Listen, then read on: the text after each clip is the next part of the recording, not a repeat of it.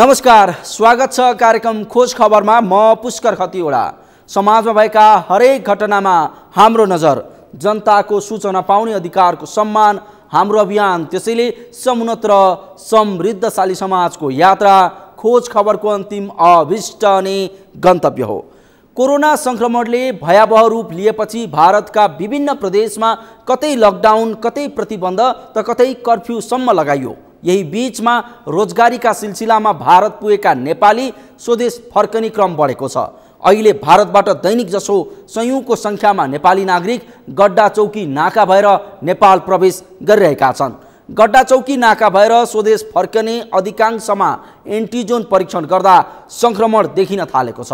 तर कोरोना संक्रमितलाई राख्ने holding centre निर्माणमा ढिलाइ भएपछि संक्रमितहरू सिधै घर जान बाध्य छन्। के छ त वास्तविकता, हेरौं यो रिपोर्ट।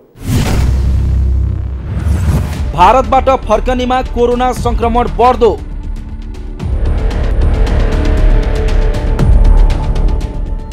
नाकामा होल्डिङ सेन्टर निर्माणमा ढिलाइ।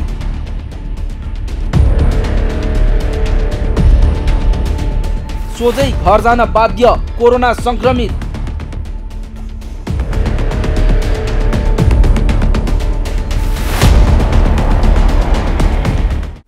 छिमेकी मुलुक भारतमा दैनिक कोरोनाका संक्रमित बढिरहेका छन्। भारतमा कोरोना महामारी बढेसँगै विभिन्न प्रतिबन्ध लगाइएको छ। यही बीचमा रोजगारीका लागि भारत गएकाहरू नेपाल फर्कने क्रम बढेको छ। नयाँ भेरिएन्ट ओमिक्रोन बढिरहेका बेला भारतबाट गड्डा चौकी नाका भएर नेपाल फर्कने धेरैमा कोरोना संक्रमण पुष्टि भएको छ। यसरी भारतबाट नेपाल फर्कनेमा कोरोना संक्रमण देखिँदा उनीहरूलाई सरकारले होल्डिङ सेन्टरमा राखेर उचित व्यवस्थापन गर्नुपर्ने हो। गड्डा चौकी नाका भएर स्वदेश फर्कने अधिकांशमा एन्टिजोन परीक्षण गर्दा संक्रमण देखिन थालेको छ। तर कोरोना संक्रमितलाई राख्न भीमदत्त नगरपालिका 18 भगतपुरमा निर्माण हुन लागेको होल्डिङ सेन्टर निर्माणमा ढिलाइ भएपछि संक्रमितहरू सिधै घर जान बाध्य छन्।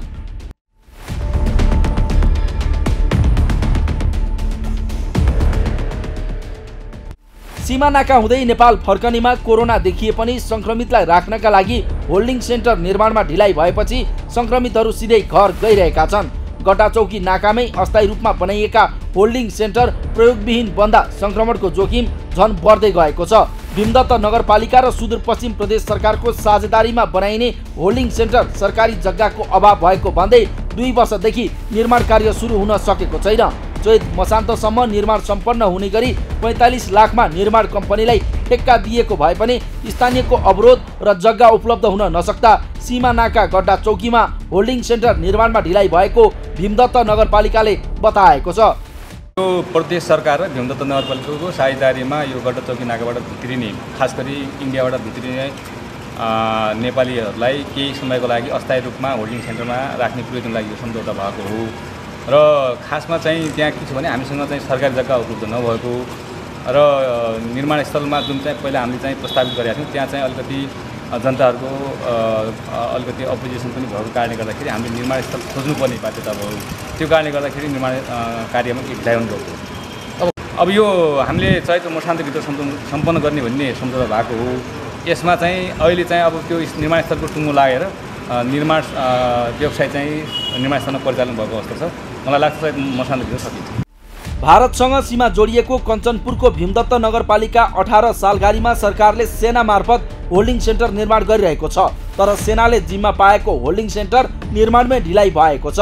29 करोड 24 लाख 49,815 रुपैयाँमा निर्माण सम्पन्न गर्ने ठेक्का सम्झौताको पहिलो म्याद सकिएर दोस्रो पटक थपिँदा समेत निर्माण कार्य पुरा नहुने देखिएको छ।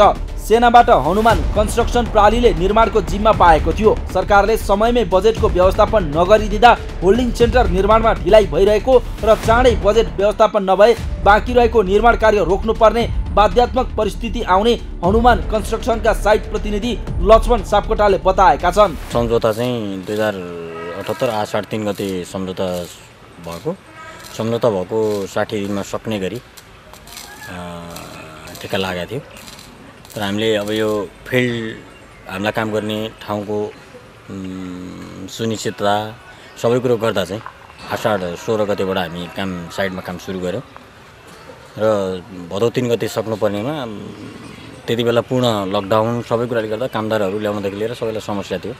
पौष मसान्तसम्म म्याथ थप भयो र पौष मसान्तसम्म हामी लगभग सक्थ्यौँ पनि अहिले हामी 90% भन्दा माथि काम सकिसकेका छौँ। अब बजेटले 50% भन्दा केही माथि मात्रै हामीले बजेट प्राप्त गरेको र 40% भन्दा माथि हामीले अरू काम सम्पन्न गरिसक्दा पनि बजेटको सुनिश्चितता नभएको, नआइपुगेको, पैसा नपाएको, मेटेरियलहरू ल्याउन बाँकी रहेको मेटेरियलहरू ल्याउन नसकेको कारणले अलिकति केही ढिलासुस्ती जस्तो देखियो। स्ट्रक्चरको कामहरू सबै सम्पन्न भइसकेका, अब केही मात्रामा मेडिकल बेडहरू आउन बाँकी। अब त्यो चाहिँ आर्थिक अभावकै कारणले हो। अब सरकारले छिटोभन्दा छिटो पैसा दियो भने विदिन 1 महिनामा हामी पूर्ण रूपमा सम्पन्न गरेर नेपाली सेनालाई हस्तान्तरण गर्ने तयारीमा छौँ। भारतमा कोरोनाको संक्रमण बढिरहँदा यसलाई रोक्न नाकामा कडाई गरिनुपर्ने थियो, तर यसको समाधानमा सरकारवाला नै उदासीन बनेका छन्। यता कञ्चनपुरका प्रमुख जिल्ला अधिकारी रामप्रसाद पाण्डेयले भने भारतमा महामारीले विकराल रूप लिइरहेका बेला नेपालमा समेत महामारी फैलिन नदिन विभिन्न योजनाहरू कार्यान्वयन गर्ने गरी तयारी गरिरहेको बताएका छन्। उनले होल्डिङ सेन्टरको निर्माण कार्य शीघ्र रूपमा सम्पन्न गर्न सम्बन्धित निकायसँग पहल गरिरहेको दावी गरेका छन्। कञ्चनपुर जिल्लामा खास मुख्य 2वटा नाका छन्। अरू सानसाना नाकाहरू कताकति मान्छे जाने आउने गरे पनि इन्डियासँग। त्यसमध्ये पनि गड्डा चौकी विशेष गरेर कञ्चनपुरसँग बढी सम्बन्धित छ। यसमा पनि हाम्रो कोरोनाको सङ्क्रमण नेपाल प्रवेश गर्नेहरूसँग एन्टिजेन टेस्ट गर्दाखेरि निकै बढेको छ। 100 भन्दा बढी नाग्ने गरेको अवस्था छ अहिले दैनिक। यसले गर्दा चुनौती थपिएको छ कञ्चनपुर जिल्लामा। यसको व्यवस्थापनको लागि हामीले नाकामै टेस्ट गर्ने गरी व्यवस्था गरेका छौँ। सबैलाई त्यहाँ हेल्थ डेस्क पनि राखेका छौँ। टेस्टमा पोजिटिभ देखिएकालाई जिल्ला स्वास्थ्य हाम्रो प्रादेशिक अस्पतालको आइसोलेसन सेन्टरमा ल्याएर राख्ने गरेका छौँ र सिम्टम देखिएकालाई उपचारको व्यवस्था छ। त्यही सिम्टम नदेखिएकाहरूले स्थानीय तहहरूको सिफारिस ल्याएमा घर आइसोलेसनमा बस्ने गरी व्यवस्थापन गरिएको छ। पश्चिम सीमा नाका गड्डा चौकीबाट हाल दैनिक हजारौं संख्यामा भारतका विभिन्न शहरबाट नेपालीहरू घर फर्किरहेका छन्। उनीहरूमध्ये अधिकांशमा संक्रमण पुष्टि भएको छ, तर नाकाकै होल्डिङ सेन्टर समयमा नबन्दा संक्रमण देखिए पनि नागरिक सोझै घर जान बाध्य छन्। खोज खबरका लागि कञ्चनपुरबाट मुकेश ओझाको रिपोर्ट। हो, कञ्चनपुरको भीमदत्त नगरपालिकामा निर्माण हुन लागेको होल्डिङ सेन्टर निर्माणमा ढिलाइ भएपछि भारतबाट फर्केका नागरिक सोझै घर जान बाध्य छन्। भारतबाट दैनिक जसो सयौंको संख्यामा नेपाली नागरिक गड्डा चौकी नाका भएर नेपाल प्रवेश गरिरहेका छन्। स्वदेश फर्किने अधिकांशमा एन्टिजोन परीक्षण गर्दा संक्रमण देखिन थालेको छ, तर कोरोना संक्रमितलाई राख्नका लागि कतै अस्थायी होल्डिङ सेन्टर अलपत्र त कतै निर्माण नसकिँदा संक्रमितहरू सिधै घर गइरहेका छन्। यसले नेपालमा थप कोरोनाको जोखिम बढेको छ। यसतर्फ सरकारवाला निकायको चासो जान आवश्यक छ। कार्यक्रममा एकैछिन ब्रेकपछि डोटीमा विद्युत नपुगेको सम्बन्धी प्रसङ्ग लिएर उपस्थित हुनेछौँ, हेर्दै गर्नुहोला।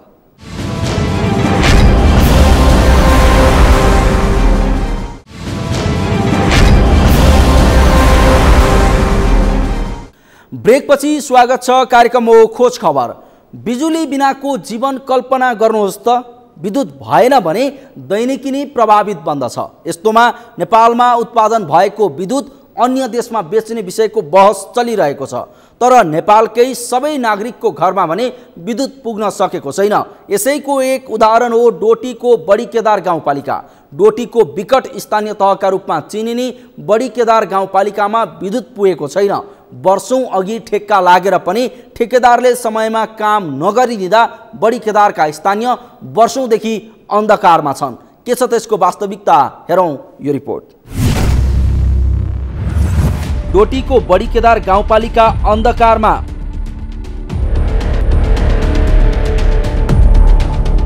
ठेक्काको वर्षौंसम्म नागरिकले पाएनन् बिजुली।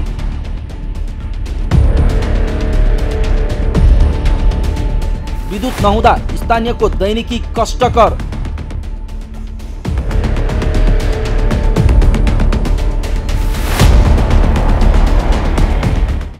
विद्युतका कुनै समस्या आए सबैले कुलमान घिसिङ सम्झिन्छन्, तर विद्युत नै नपुगेको ठाउँमा न त मानिसले कुलमानलाई चिनेका छन्, न त उनीहरूको कुनै समस्याको समाधान नै भएको छ। उनीहरूका लागि अझै पनि बिजुली बत्ती बाल्ने चाहना एउटा सपना बनेको छ। नेपालमा उत्पादन भएको विद्युत अन्य देशमा बेच्ने विषयमा बहस चलिरहँदा नेपालका सबै नागरिकको घरमा विद्युत पुग्न सकेको छैन। यसैको पछिल्लो उदाहरण हो डोटी जिल्लाको बडीकेदार गाउँपालिका। डोटीको विकट स्थानीय तहको रूपमा चिनिने बडीकेदार गाउँपालिकामा अझैसम्म बिजुली पुग्न सकेको छैन।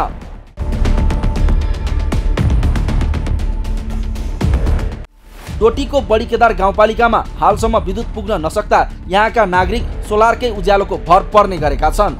वर्षौंदेखि बिजुली बाल्ने यहाँका बासिन्दाको सपना अझै पूरा हुन सकेको छैन। विद्युत नहुँदा नेटवर्कको समस्या झन बढी छ। विद्युत नभएकै कारण फोन गर्न पनि घाम कुर्नुपर्ने बाध्यता यहाँका नागरिकमा छ। सोलरबाटै सञ्चालित बडीकेदार गाउँपालिका वडा नम्बर 5 अत्तर काँडामा रहेको नेपाल टेलिकमको टावरले पनि घाम लागेपछि मात्र काम गर्ने गर्छ। घाम नपरेको दिन नेटवर्कले काम नगर्दा सबैभन्दा बढी समस्या यहाँका नागरिकलाई पर्छ। कुटानी पिसानीदेखि अन्य दैनिकी चलाउन पनि विद्युत अभावले उत्तिकै समस्या भएको छ, जसका कारण दैनिकी कार्य सञ्चालनदेखि सञ्चार सेवा समेत अवरुद्ध हुँदै आएको छ। अब यो नेटवर्क नहुँदा, अब बिजुली नहुँदा सर्वप्रथम त विद्युतको विकास नभएकोले अब विद्युतको विकास भइदिएको भए अब नेटवर्कको सुविधा, सञ्चारको सुविधा हुन्थ्यो। र अब यो सञ्चारको क्षेत्रमा पनि अब सोलरबाट टावरले त्यति काम नगर्ने हुँदा अब दिउँसो घाम लागेको बेला मात्र फोन सेवा हुन्छ या अन्य सेवाहरू हुन्छ। अब राति घाम नहुँदा त्यो पावर नपुगेर त्यो सेवाबाट पनि वञ्चित छन् यहाँका मानिसहरू। त्यो समस्या छ। अब यो समस्या खै अब कहिले बादल लगाइदिने, अब यो सोलरले काम नगरेर हो कि किन हो त्यसरी पनि हुँदैन। अब बिजुलीको कमी भएर त होलान्, त्यही भएर अब टावरमा त्यति यहाँ पनि त अब अलि चिसो भएर पनि पाताहरू अलि चिसा भएर पनि त्यसरी पनि होला। बादल लाग्यो भने घाम भएन भने त्यो पनि समस्या आयो। अब बिजुली भइदिए त्यो अब त्यति समस्या नै आउँथ्यो कि। समस्या सोलरको पनि समस्या होला न, हुन त त्यति ठुला ठुला पाता छन्। अब त्यति समस्या हुनुपर्ने त नै हो, त्यो कारणले पनि हुनसक्छ। धेरै समस्या हुन्छ। अब रात बिरात काहीँ नभई नहुने कुरा पनि हुन्छन्, काहीँ भन्नुपर्ने हुन्छ। अलि अब त्यति बेला त धेरै छटपटाएर बस्नुपर्ने हुन्छ। विद्युत नहुँदा यहाँका नागरिकलाई दैनिकी चलाउन मात्रै समस्या नभई प्रशासनिक काममा पनि निकै बाधा पुग्ने गरेको छ। लगातार पानी परे वा घाम नलागे काम नै ठप्प गर्नुपर्ने अवस्था यहाँ छ। घाम लागे मात्रै सोलरमा चार्ज हुने हुँदा घाम नहुँदा यहाँको बस्ती अन्धकार हुनुका साथै प्रशासनिक काम पनि ठप्प हुन्छ। धेरै गाह्रो छ यस्तो। अब हामीले पनि यो अदुवा मूल्य श्रृङ्खलामा चाहिँ काम गर्दाखेरि चाहिँ यो अदुवाहरूलाई प्रोसेसिङ गर्ने मेसिनहरू अब बिजुलीबाट चल्ने छन् प्रायः ठुल्ठुलो मेसिनहरू।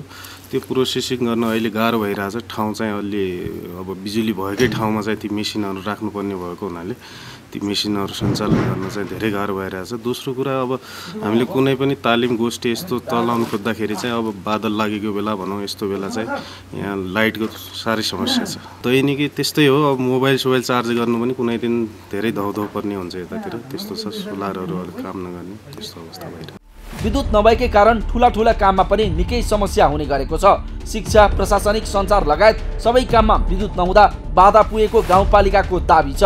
विद्युत विस्तारका लागि वर्षौं अघि ठेक्का सम्झौता नभएको पनि होइन, तर ठेकेदारले विस्तार नगर्दा हालसम्म विद्युत नपुगेको गाउँपालिकाले जनाएको छ। ठेकेदारकै लापरवाहीका कारण विद्युत नपुगेको भन्दै गाउँपालिकाले विद्युत कार्यालयलाई ध्यानाकर्षण गराएको बताएको छ।